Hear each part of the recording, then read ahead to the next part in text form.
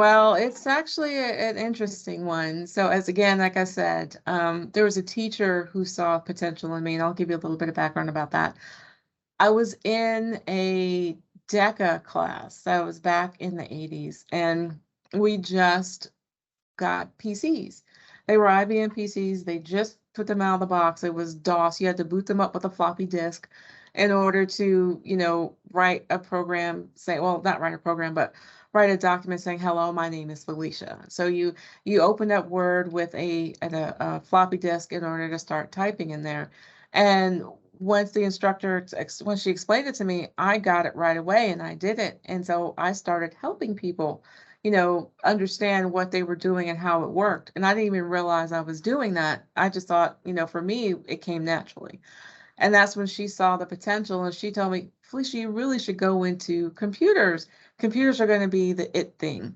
And me being the 16-year-old who knew everything in life, I said, you don't know what you're talking about. Computers aren't going to go anywhere, because I knew everything at 16 years old. But that was not the case. So I went down the line of actually going to secretarial school. So I was a secretary for a while. I could type 120 words a minute. I could take dictation. I could do all kinds of stuff.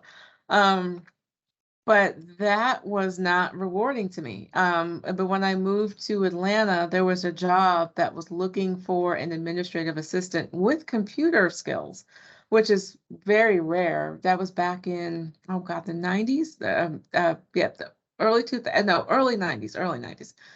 And so that's how I started my journey in IT and technology.